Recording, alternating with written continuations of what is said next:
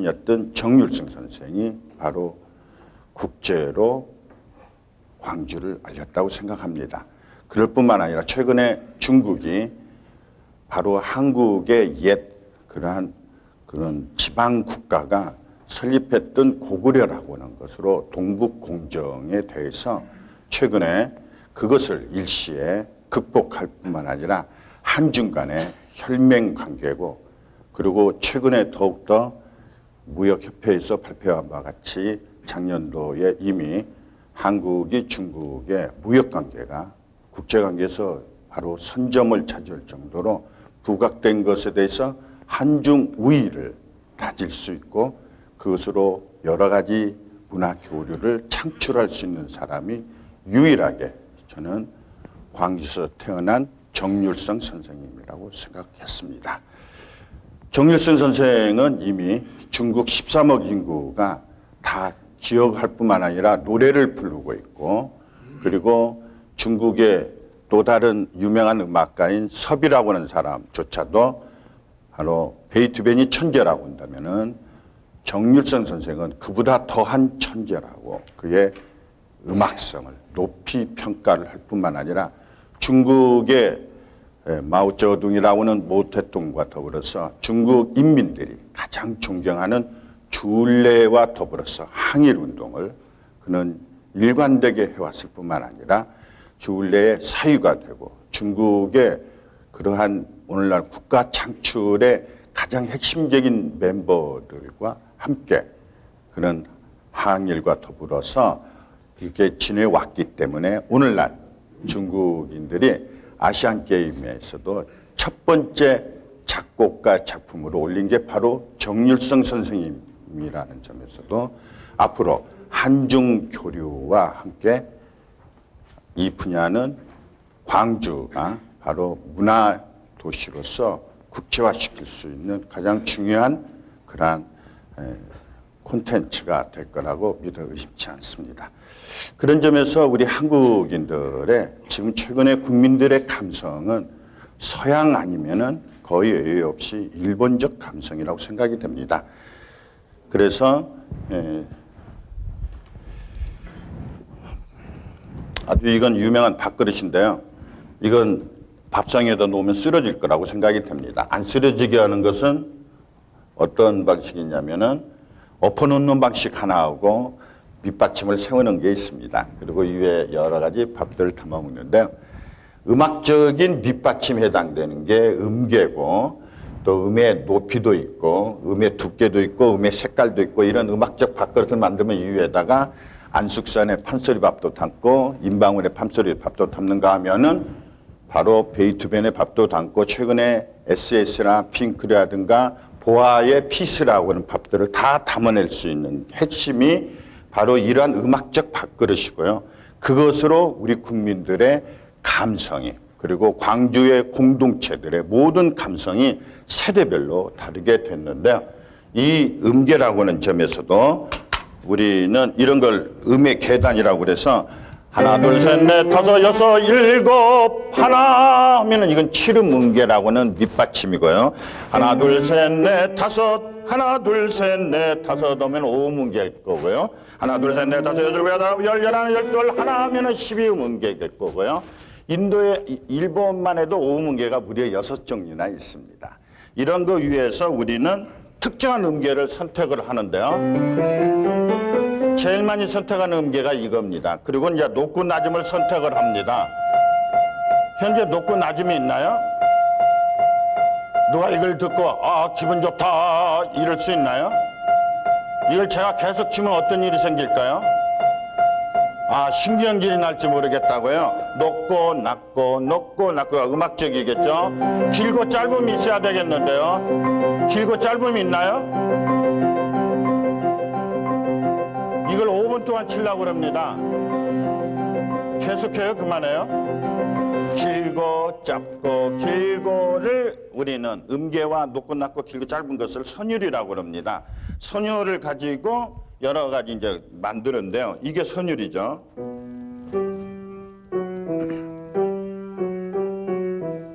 이게 선율이죠. 선율 선율 어서 나오라 선율 선율 선율 선율아 선율 선율 선율아 선율 하면 이건 안치환 선생이 만든 선율이겠죠. 베이토벤이 만든 선율은 또 다르겠죠.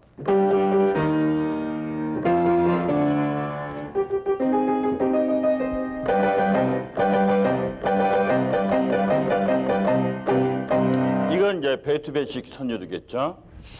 광주는 뭐 박수도 없고 그러네요.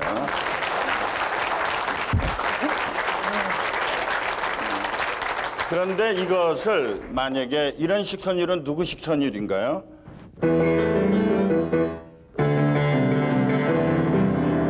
이건 누구식 선율인가요? 아, 이건 나훈아를 기억을 하실 텐데요. 이런 것들이 바로 서양 음악입니다. 서양 음악을 우리는 100년간 수용을 했습니다. 어떤 때는 아는 것이 힘이다라고 배워야 산다라고 하면서 열심히 우리는 서양을 학습을 했는데요. 서양 철학사가들은 간단히 역사를 줄여서 합리사라고들 그럽니다. 서양 음악의 합리성이 여러 개가 있는데 그중에 핵심이 화성이라는 하모니인데요. 그것은 이러한 화음들을 체계화시킨 건데요. 이것도 화음이고 이것도 화음이고 이런 게 서양은 굉장히 발달되어 있죠. 이걸 만약에 이렇게 연결하면 기분 좋을까요? 아, 기분 좋다 이럴 수 있나요? 아, 이렇게 연결하는 것이 좋겠다라고 하는 게 서양은 굉장히 발달되어 있습니다. 또 서양은 화음 속에서 선율을 만들죠. 이런 선율도 만들고 저런 선율도 이런 선율도 이런 선율도 이런 선율도 새로운 선율들을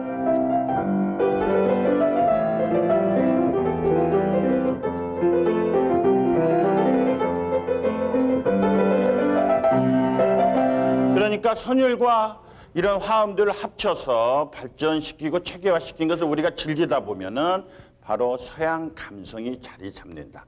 이런 것들을 우리나라에서 조선 후기 때부터 자주적으로 수용을 했다가 근대화되면서 바로 서양의 선교사들이 이 씨앗들을 뿌리기 시작을 했습니다. 그 중에 한 분이 유명한 유진 벨이라고는 배유지 목사가 바로 광주 지역에서 여기에 있는 유명한 수피아하고 그리고 숭일 학교를 설립을 했고요. 그리고 목표의 영명과 그리고 순천의 매양과 그리고 전주의 신흥과 군산의 영명을 학교를 비롯해서 멜본딘 여학교를 만들어서 북쪽과 달리 남쪽에 장로교 유명한 남선교의 선교지가 돼서 한국 근대화의 뿌리를 내렸던 곳에서 정률성 선생님은 학습을 해나갑니다.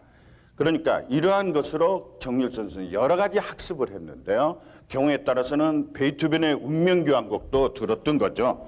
이런 것이었는데요.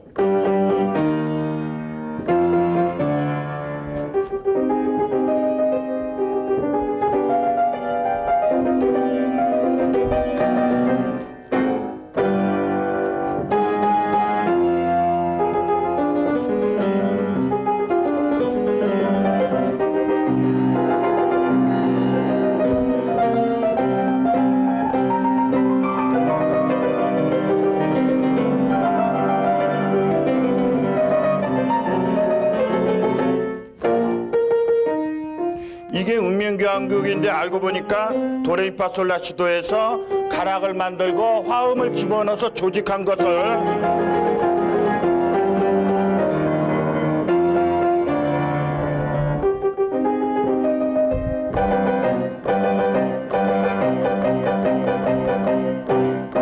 이게 이제 운명교향곡입니다. 이게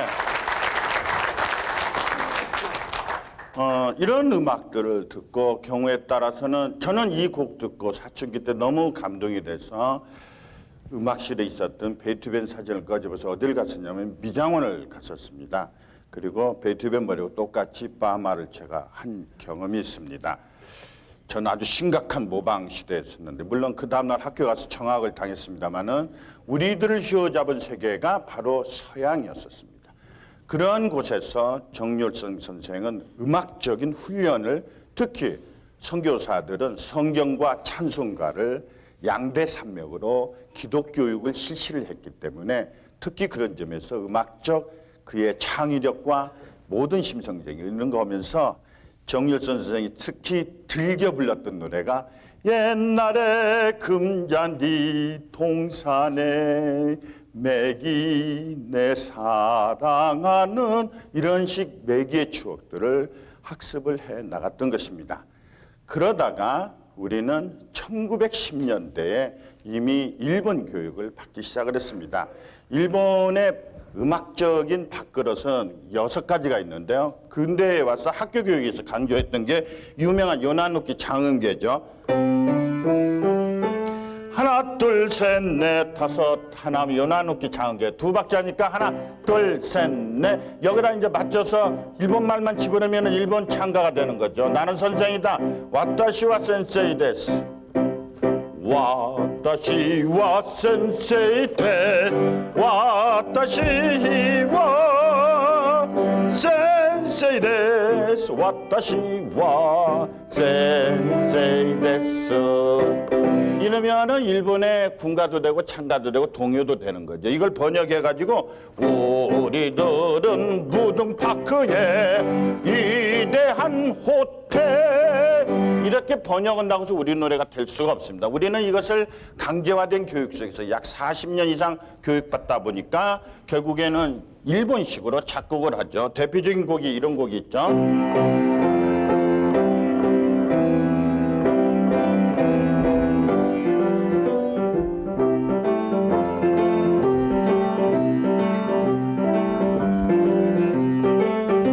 무슨 곡인가요? 예, 유명한 학교종이라는 곡입니다. 학교에 가면 선생님이 기다리니까 빨리 학교에 가자라고. 옛날에 어머니들의 손수건을 채워주고 우리가 갔던 추억의 교육 장가인데 유감스럽게도 이 곡은 일본식 곡입니다. 왜냐하면은 이 곡을 작곡하신 분이 일제 때 일본 교육만 받았기 때문에 그런데요. 최근에 이 학교종이 학교 교재에서 빠졌죠. 그거 아시고 계시나요? 학부형들만 모르고 있는 것 같아요. 오히려 1학년들은 잘 알고 있는데 왜냐면 학교에 가도 선생님이 안 기다리니까 그래서 뺀 게 아니고요. 이 가사가 너무 시대에 뒤떨어진다고 그래서 이걸 뺐습니다. 그래서 지금은 이 노래를 초등학교 어린이들이 1학년들이 모르는 지금 상황입니다. 그러니까 일제 때는 경성방송국을 비롯해서 조선총력연맹 이런 데서 또 뭐 경성대화숙 뭐 이런 걸 통해서 학교 교육을 통해서 일본식 창가나 군가가 우리들을 휘어잡기 시작을 합니다. 바로 이런 건데요. 일본 음계죠. 조선의 청년들의 천황폐하 임금의 명을 받아서 빨리 전쟁터로 나가자.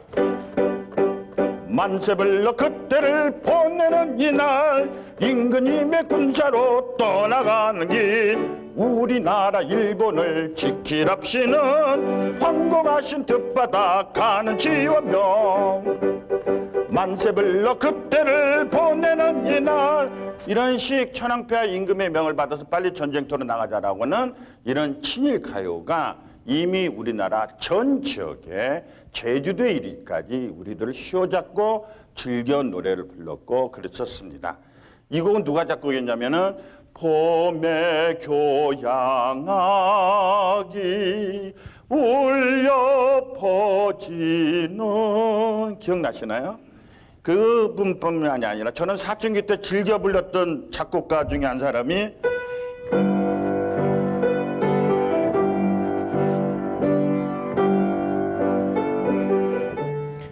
바로 홍남파 선생이었는데 그는 대동아 공영권을 구축해서 고두 국방국가로 나가자라는 내용의 친일가요를 작곡했는데요. 밤이 새였다 희망의 아침 동편 하늘에 솟는 햇발은 다들 받으라 듬뿍 받아서 새로운 세계를 이룩하려고 대륙 이만리 대양신만리 그러니까 이러한 식으로 고도국방국가를 만들자고 나오는 우리는 홍남파를 우리 선생님들은 저를 민족음악가로 가르쳐 왔습니다.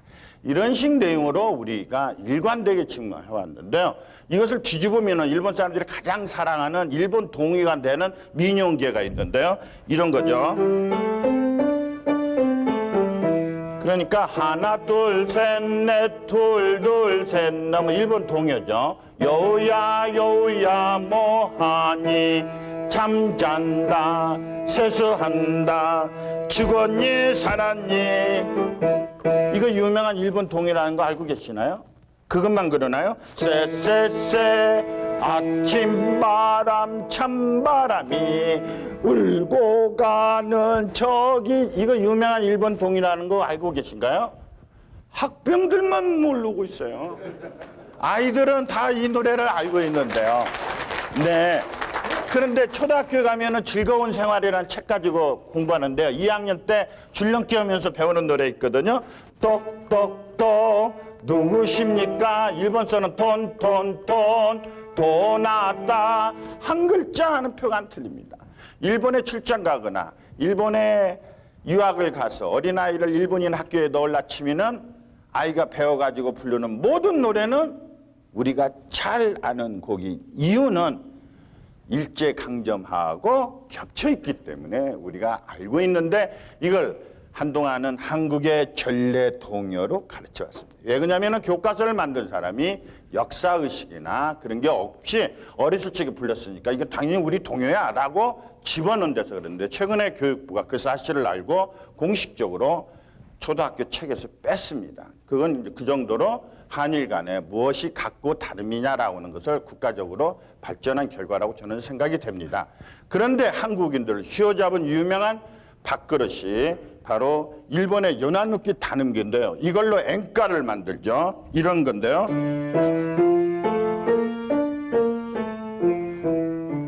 이걸로 NHK 연습극 보면은 배경음악으로 일본 사람들이 제일 사랑한다는 황성의 달이라는 곡이 이렇게 나오죠.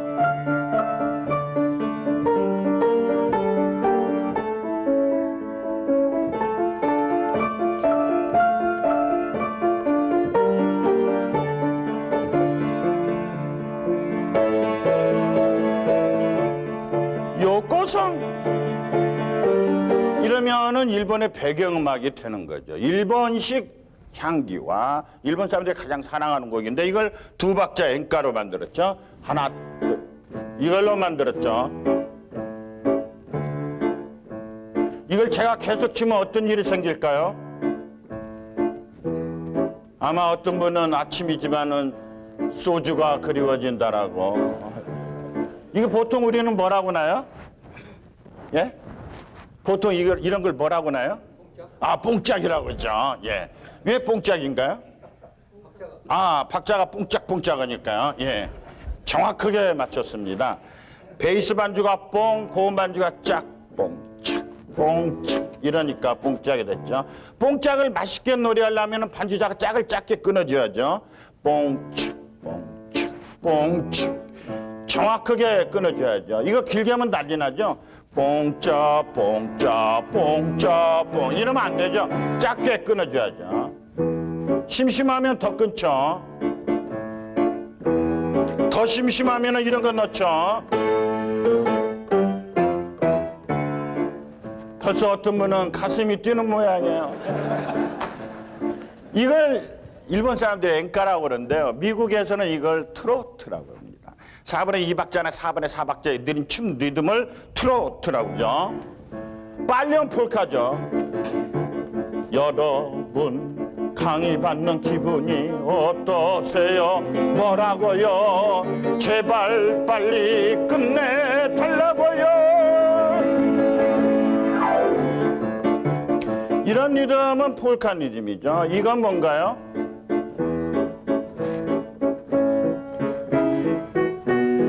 뭔가요? 왈츠죠. 이것은요? 이건 뭔가요? 예. 그래도 장미를 물어보신 분이 탱고라고 대답하시네요. 근데 이건 트로트죠. 여기다 일본말만 집어넣으면 일제 때 유명한 앵가가 되는 거죠. 와타시와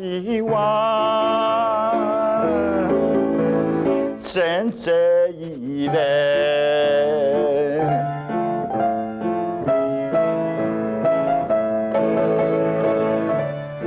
좋다.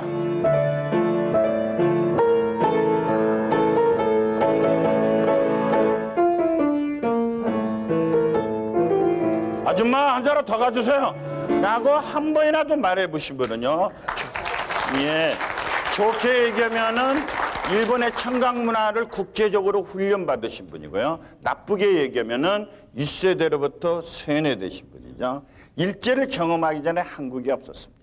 한국 근대화의 모델이 일본이 아니었건만 우리는 어쩔 수 없는 역학적 구조 속에서 강제화된 교육을 받았기 때문에 이런 것에 의해서 이제 여러 가지 일본의 의식 창가, 기미카요와라고는 일본 국가를 비롯해서 일본의 제2국가 유명한 오미요카파 바다로 가면이라는 곡들을 비롯해서 유명한 키켄세츠라는 뭐 1월 1일 뭐 이런 것들을 우리는 교육을 받고 일본 군가로 계속해서 40년 이상을 우리가 하다 보니까 정서가 이미 젖었습니다. 일본 교육을 받은 지 30년이 지난 1930년대 말서부터 유행을 하죠, 우리나라에서요.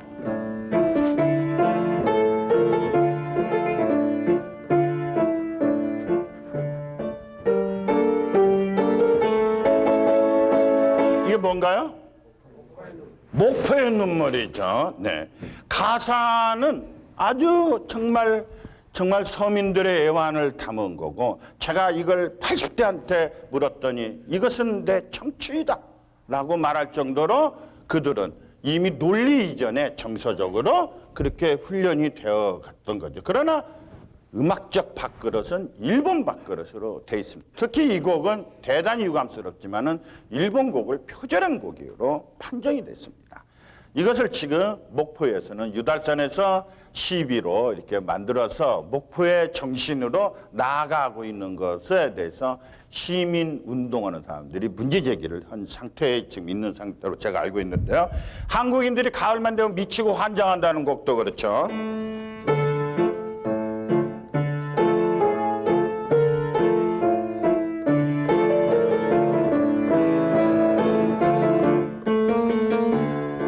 이건 뭔가요? 의학사인가요? 짝사랑인가요? 예. 이렇게 늘 노래방 가면 헷갈리는 가사 첫 구절이 의학사죠. 공명이 짝사랑이고요. 예. 해방이 됐어요. 민족 진영이었던 친일 진영이었던 유일하게 합의 본 사항은 일제 잔재를 청산하자는 내용이었습니다. 그 내용은 민족 문화를 건설하자는 내용이었는데요. 유감스럽게 우리는 그것이 미청산의 과제로 60년대로 갑니다. 이미자가 등장했는데요.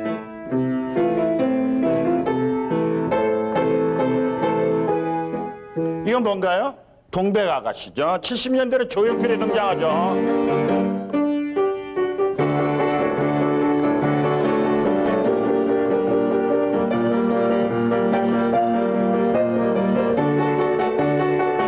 저는 도쿄에서 일본말로 되어 있는 이 도라요 부산항해를 일본 음악가들하고 들었는데 일본 음악가가 쳐들어 이 곡은 자기네 곡이래요. 그 정도로 일본 사람들한테 친화력 있는 유명한 요나누키 타눔계로 일본식으로 작곡되어진 곡입니다. 80년대는 주현미가 등장했는데요.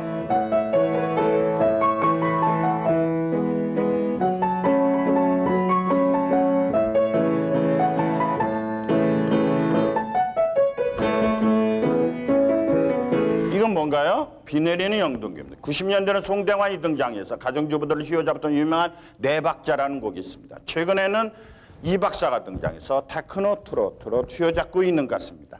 한국인의 감성은 역사적인 결과인가 문화적 경험의 결과인가를 묻는다면 우리는 그 어느 쪽도 쉽게 답변을 못하는 게 우리 안에 현실로 되어 있기 때문에 이런 것들을 우리는 이미 여기 계신 선생님들은 초등학교 때 공식적으로 중학교 때 교육을 받았던 게 바로 일본식 곡이었죠. 대표적인 곡이 이 곡이었죠.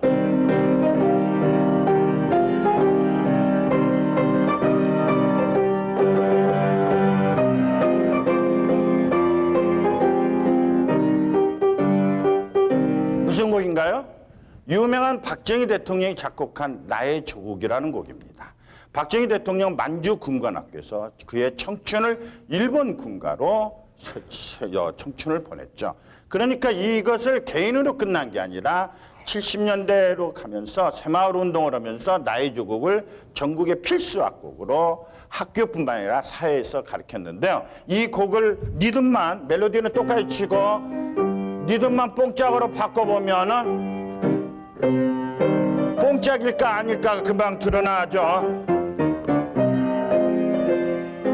어김없는 뽕짝입니다. 가사는 치열한 한국이 나의 조국이지만은 음악적 정서의 나의 조국은 박정희 대통령 어디일까를 보면은 아주 분명하게 드러납니다. 그렇기 때문에 자주 불렀던 가수가 누구였나요? 기억나시나요? 박정희 대통령이 자주 불렀던 가수요? 예. 그렇게 이제 실명제로 하지 마시고요. 제3의 여인이 왔었죠. 어느 시대에 교육받았느냐, 어느 시대의 문화적 경험을 했느냐가 현재 나의 기준이 돼서 우리의 여러 세대들과 가족 간에서도 이게 세대별로 다르게 돼 있습니다. 그렇기 때문에 한국인들은 뜻은 민주적이고 애국적이지만은 정서적 표현은 일본적인 게 이중적 기준으로 돼 있는 곡들이 많이 있는데요. 대표적인 곡이 이 곡이죠.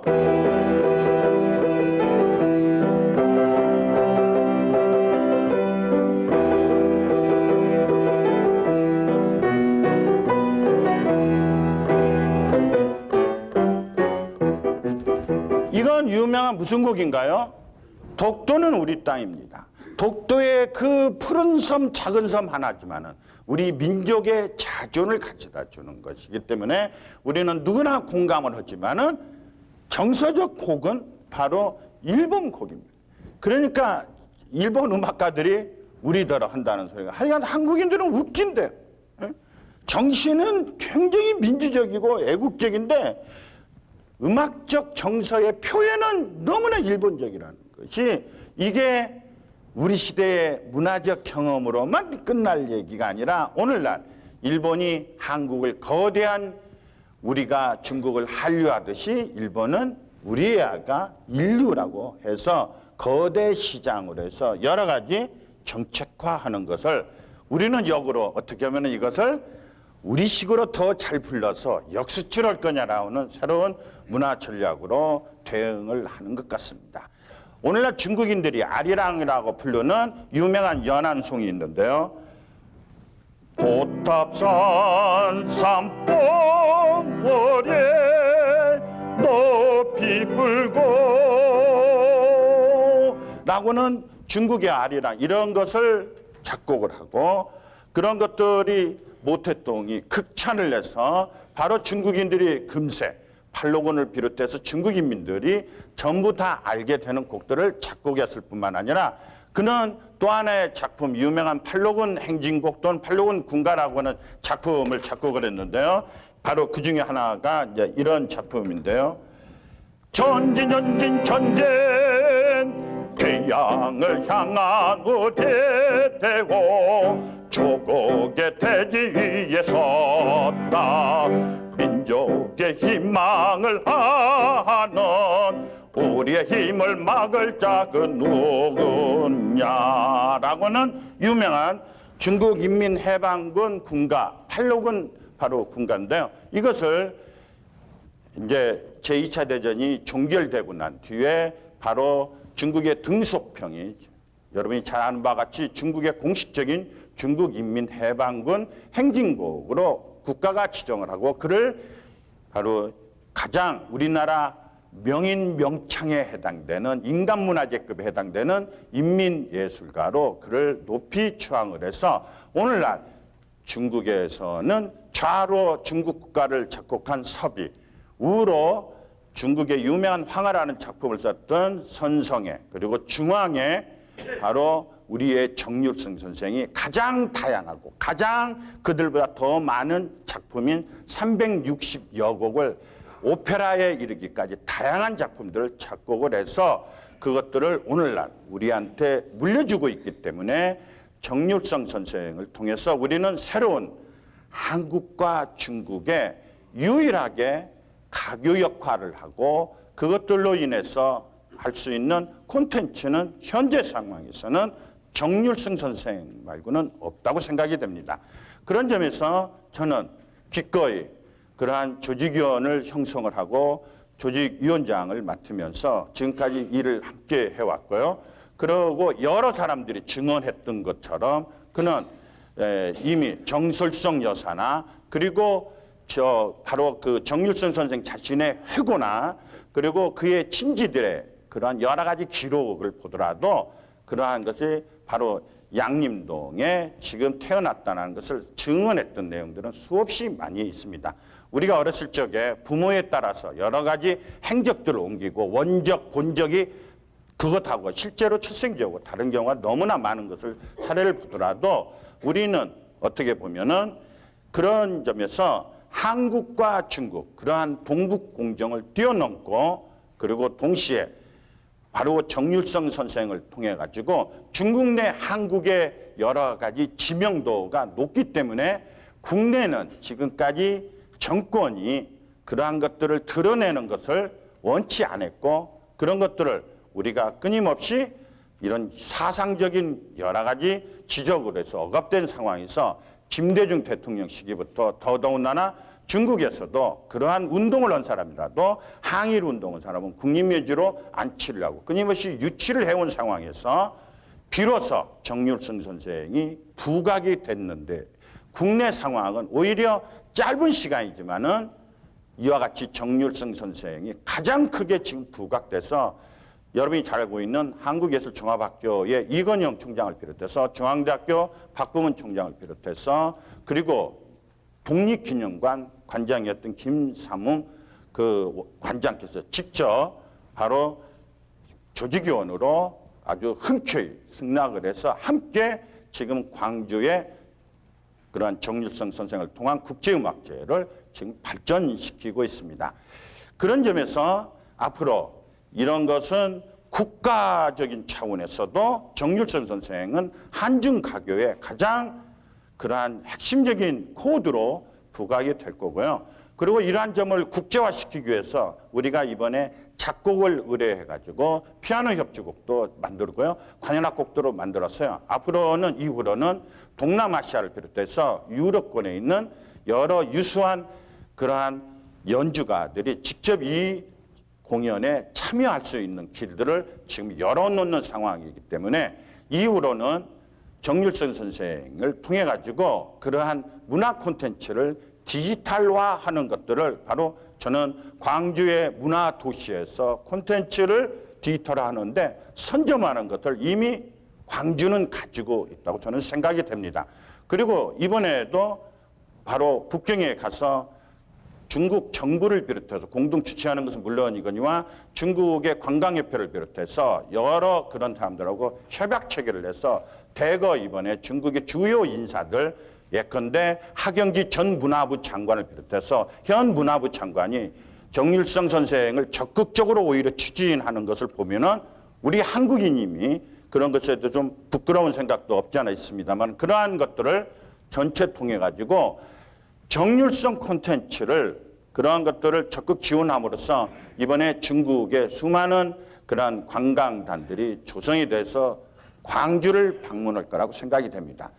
그러니까 13억 인구는 전부 잘 아는 정률성 선생이지만 우리 국내에서는 아직 미진했던 부분이었지만 광주에서도 미진했던 부분이었지만은 일거에 회복이 됨과 동시에 정률성 선생처럼 이렇게 부각된 음악인은 더더군다나 없었고 그에 일관된 항일이라고 하는 점 때문에 앞으로는 남북 간에도 중요한 광주가 지방정부로서 평양이 됐든 개성이 됐든 그런 자매결을 맺고 앞으로는 뻗어서 황해 경제권과 유명한 김대중 대통령이 제안한 바 있는 실크로드를 통해서 유럽으로 진출할 수 있는 그러한 아시아권의 허브를 형성할 수 있는 문화 코드도 역시 광주가 제안하고 있는 문화예술 도시로서도 바로 정률성 선생이 핵심이라고 저는 생각이 되기 때문에 오히려 앞으로는 이 내용들을 더욱더 발전시켜야 된다고 저는 생각이 됩니다.